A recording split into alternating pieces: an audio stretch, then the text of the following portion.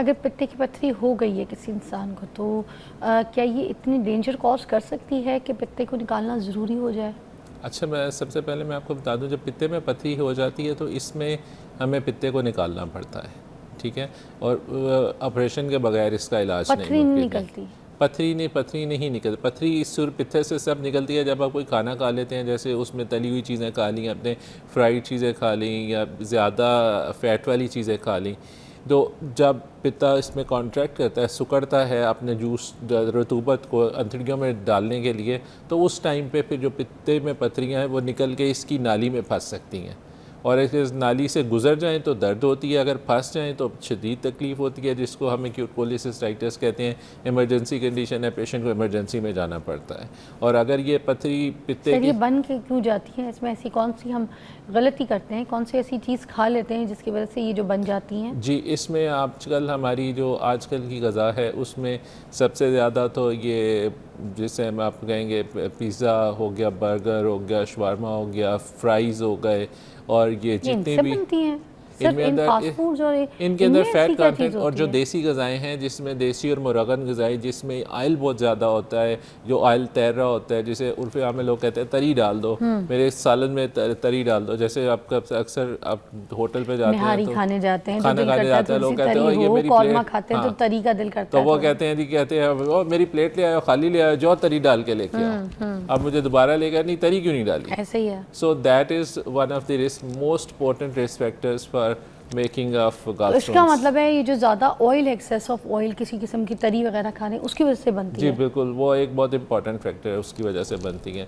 और दूसरा, इसमें कुछ लोगों फैमिलीज़ में जेनेटिक हिस्ट्री होती है, मोरूसी, उसमें भी फैमिलीज़ में भी बननी शुरू हो जाती सर हैं। थोड़ा और डिटेल बताइएगा, जब ये हम ऑयल वगैरह इस तरह तरी वगैरह खाते हैं तो फिर ये पथरी में कन्वर्ट कैसे होती है? ये कैसे डेवलप होती है ऑयल से और शोरमा से? और अच्छा, उसमें ये है कि जब हम कोई भी ग़िज़ा खाते हैं, जब हमारी फैटी या ये चर्बी वाली ग़िज़ा मैदे के अंदर पहुंचती है तो मैदे से जो एंजाइम रिलीज़ होते हैं वो पित्ते को श्रिंक करते हैं। ये जैसे आपने मेरे सवाल पूछा है तो मैं आपके सवाल का जवाब दे रहा हूँ। अच्छा।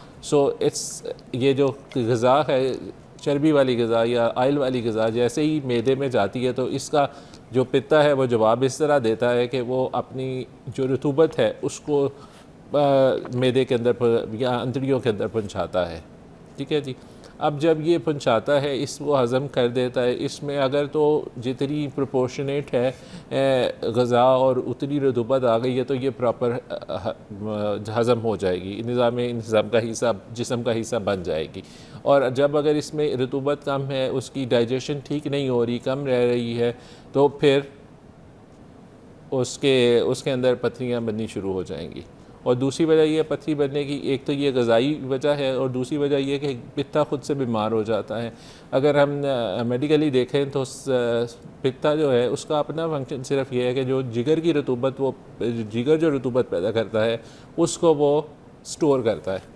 अब तकरीबन 24 घंटे के अंदर हम देखें तो जो रतूबत पैदा होती है वो तकरीबन 500 ml तक होती है और पित्ते की कैपेसिटी होती है 50 ml, ठीक है जी। तो अब ये 500 ml को 50 ml में कन्वर्ट करना ये पित्ते का काम है। इसे करके तो ये स्टोर अपने अंदर करता है और जैसे ही आप खाना खाते हैं और उसके नतीजे में ये अपनी वो रिलीज़ कर देता है। अब जब पित्ते का ये फंक्शन, जो इसको 500 को 50 में कन्वर्ट करने वाला फंक्शन है, वो ख़राब हो जाता है, तो फिर उसके अंदर ज़्यादा देर के लिए ये जो बाइल है वो रहना शुरू कर देता है। और वो जब बाइल साल्स होते हैं, जब उसके अंदर वो रह जाते हैं तो वो आहिस्ता आहिस्ता इकट्ठे होकर पत्थर की शक्ल इख्तियार कर लेते हैं। और जब ये प्रोसेस एक दफ़ा शुरू हो जाता है, चूँकि पित्ता बीमार है, उसकी एबिलिटी कम हो गई है, तो फिर स्टोन ज़्यादा बनते जाते हैं। और इस तरह करके तो ये तो प्रोसेस है जो पित्ते का है। इसके अलावा काफ़ी सारी और बीमारियाँ भी हैं जिनकी वजह से। किस स्टेज के ऊपर जाकर ये जो है काबिले इलाज नहीं रहता, किस लेवल पे जाके ये काबिले इलाज रहता है, ये भी बता दें। अच्छा, इसमें जो सबसे इंपॉर्टेंट है काबिल इलाज, जैसे ही आपकी तशख़ीस हो गई, आपको बार बार विज़िट्स हो रही हैं, आप तेज़ाबियत नहीं हो रही, आपने अल्ट्रासाउंड कराया है, पित्ते में पथरियाँ आ गई हैं, तो फिर अब उसमें पथरियाँ हमारे पास दो तीन तरह की होती हैं। और जो अगर ये तो उनके स्ट्रक्चर के वाइज और फंक्शन के मुताबिक, कुछ छोटी छोटी पथरियाँ होती हैं, कुछ एक ही पत्थर बड़ा होता जाता है। तो जब आपके पित्ते में पथरियाँ छोटी छोटी हो जाएं तो फिर उसमें हम एडवाइस करते हैं कि जल्दी ऑपरेशन करवा लेना चाहिए, क्योंकि वो लोग आमतौर पे स्टोन नीचे पास करते हैं, उन्हें हम स्टोन पासर्स कहते हैं। अगर ये पास करें स्टोन्स तो उसमें फिर लबलबे की नाली अगर बंद हो जाए तो लबलबे की सोजिश भी हो सकती है, जो कि एक बड़ी मूजी बीमारी है। और इसलिए उन लोगों में जल्दी, और जो जिनमें एक सिंगल स्टोन होता है उनको भी सर्जरी जल्दी करवा लेनी चाहिए, क्योंकि उनका अगर अटैक आएगा दर्द का तो बहुत शदीद होगा, क्योंकि आँखें पित्ते का मुंह बंद हो जाएगा और जब पित्ता कॉन्ट्रैक्ट करेगा ग़ज़ा के खाने के नतीजे में तो वो बाहर निकाल नहीं सकेगा और वो जो क्रैम्पिंग पेन होगी वो बहुत शदीद होती है। अच्छा, अब ये पित्ता निकल गया सपोज, ठीक है, बिल्कुल। और अब आम इंसान जो है जिस तरह से उसकी लाइफस्टाइल थी, खा रहा था, पी रहा था, जी रहा था, वॉक कर रहा था, एक्सरसाइज कर रहा था, क्या ये सारी चीज़ें वैसी अवेल कर सकेगा अपनी लाइफस्टाइल वैसी? आप पित्ता निकाल दें, आप ये सारे काम कर सकते हैं, बल्कि हम तो सर्जरी के 6 घंटे के बाद पेशेंट को कहते हैं बिल्कुल अप एंड अबाउट ना, you can walk and do your routine life. आप जिम के लिए उसमें वही इससे 2 वीक्स तक आप जिम में चले जाएं, अदरवाइज़ और खा पी भी आप बिल्कुल सकते हैं। उसमें सिर्फ आपको ये एहतियात करनी पड़ेगी कि आपको जो चिकनाई वाली चीज़ें हैं वो 2 से ढाई महीने के लिए वो कम खानी है, ताकि आपका बॉडी उसको अडॉप्ट कर जाए, क्योंकि पित्ता जो नॉर्मली आपने स्टोर हाउस है जिगर की रतूबतों का वो तो उधर से निकल गया है। अब हुआ ये कि फैक्ट्री उधर है, फैक्ट्री जो कि जिगर है बाइल की वो तो उधर है, स्टोर निकल गया।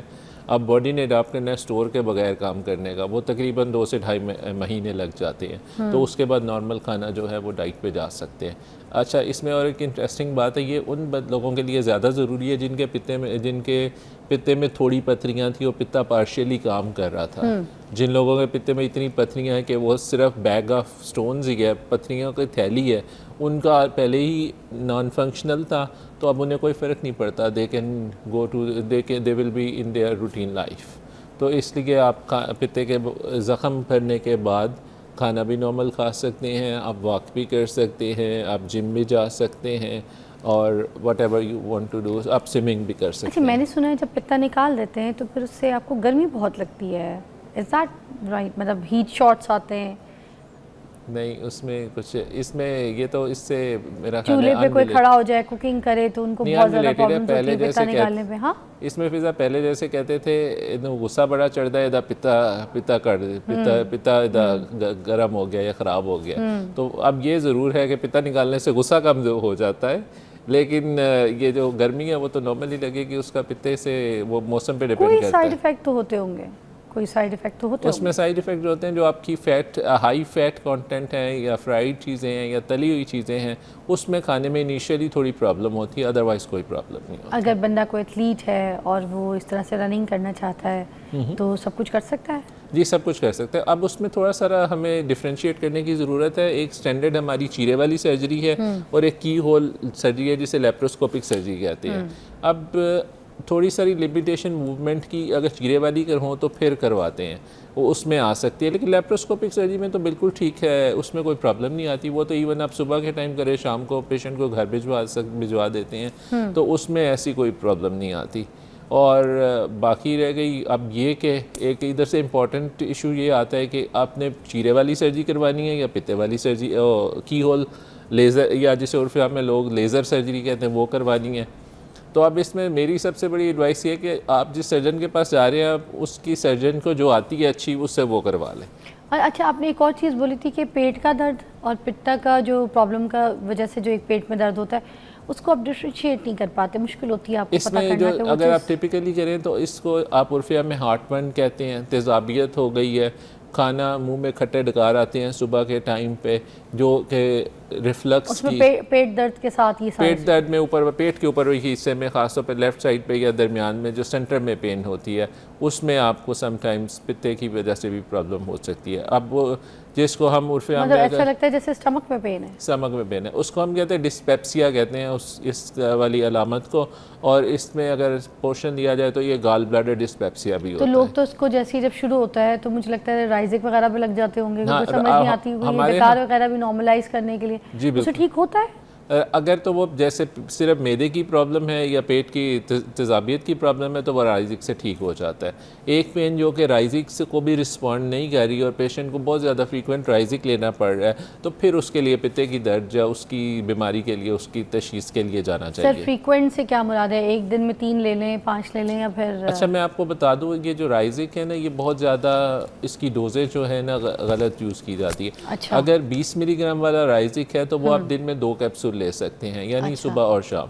और अगर 40 मिलीग्राम वाला कैप्सूल है जिस राइजिक है या मेप्राजोल है तो उसको आप दिन में 1 ले सकते हैं। इससे ज़्यादा ये इसकी स्टैंडर्ड मेडिकल डोज है। तो और अगर इससे भी आराम नहीं है तो फिर फ़ौरन पित्ता चेक करवाना अगर इससे चाहिए। आराम नहीं आ रहा और जो मेडिसिन है अपने मुआलिज से रुजू करें और फिर उससे पित्ते की प्रॉब्लम के लिए रुजू करें। हाँ, और ये उन केसेस में है जिनमें पित्ता मौजूद है। कुछ लोगों ने प्रॉब्लम पित्ता निकलवा दिया हुआ है फिर भी एसिडिटी का प्रॉब्लम हो रहा है तो फिर उसको गैस्ट्रोएंटरोलॉजिस्ट की मदद से या फिर आप अपर एंडोस्कोप मुंह में कैमरा डाल के उसकी मैदे की तशखीस सर आखिरी करवाएं। सवाल बिल्कुल कि अगर आपका पित्ता निकल जाए या पित्ते में प्रॉब्लम्स आ जाए तो रेगुलर इसकी मेडिसिन खानी पड़ती है?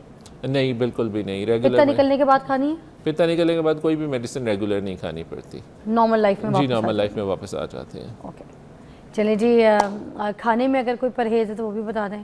खाने में परहेज़ एक तो लो फैट डाइट, तली हुई और फ्राइड चीज़ें कम, जिसके अंदर सारी फास्ट फूड वगैरह आ जाती हैं, चॉकलेट्स आ जाती हैं जो कि हाई फ़ैट कंटेंट होता है। अगर और दूध में आ जाते हैं तो आप लो फैट मिल्क ले लें। और अगर किसी को एक्टिवली पित्ते की प्रॉब्लम चल रही है तो उसके लिए ये चीज़ें बिल्कुल मना है। क्योंकि और दूसरी बात मैं आपको बताना मना इसलिए कि एक दफ़ा आपको दर्द होगी अगर पित्ते की तो अगर दूसरी दफ़ा ठीक हो गए आप और आपने सर्जरी नहीं करवाई तो दूसरी दफ़ा जो अटैक होता है वो पहले से सीवियर होता है। इसलिए हमें कम से कम एक अटैक के बाद अगली दफ़ा के लिए उसकी ज़्यादा एहतियात करने की ज़रूरत है। Thank you so much doctor साहब, बहुत शुक्रिया आपका। आज का पूरा प्रोग्राम बहुत इन्फॉर्मेटिव था हमेशा की तरह।